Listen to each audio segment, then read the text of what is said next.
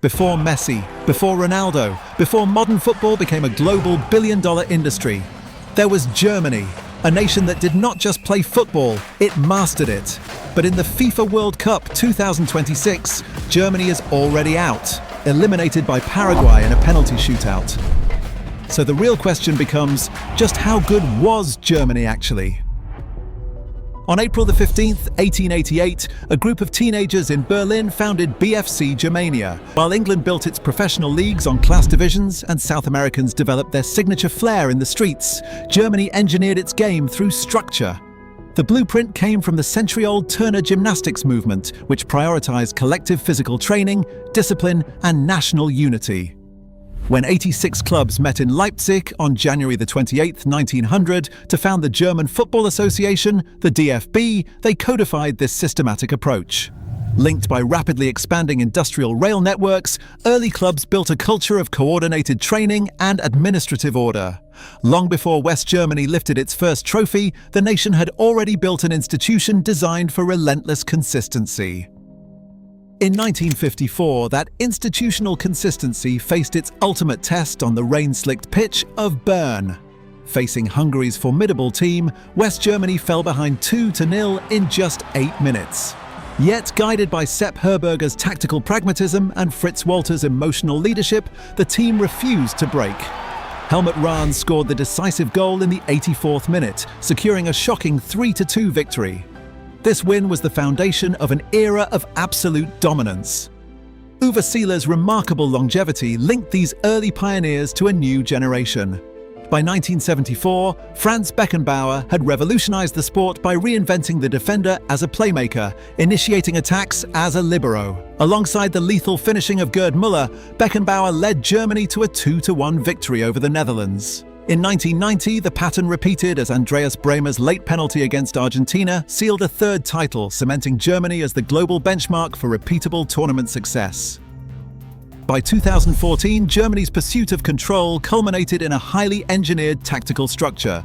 Joachim Löw constructed a hybrid 4-2-3-1 system that operated like a finely tuned machine, prioritizing spatial dominance over individual style.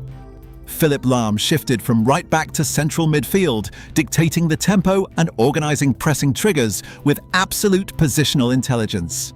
Beside him, Bastian Schweinsteiger anchored the midfield spine, circulating possession under pressure.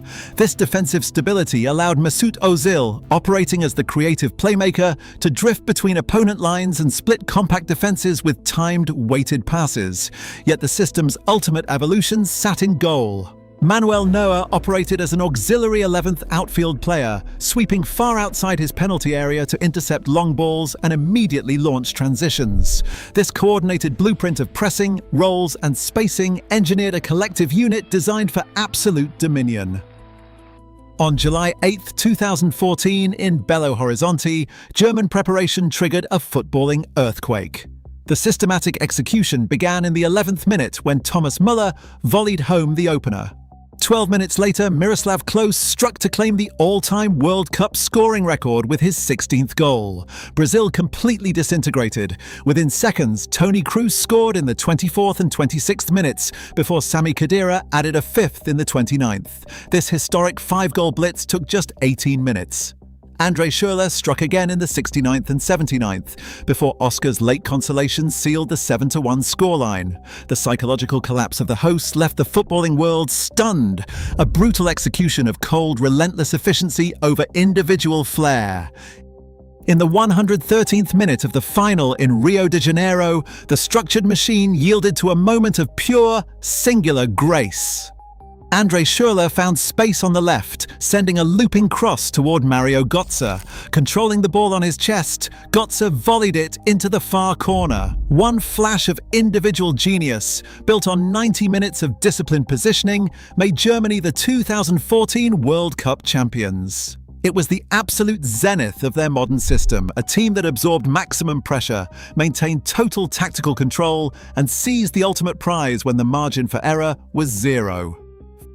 4 years after Rio, the engineered precision cracked. At the 2018 World Cup in Russia, a system built on absolute control collapsed into static possession. The systemic failure was no temporary lapse.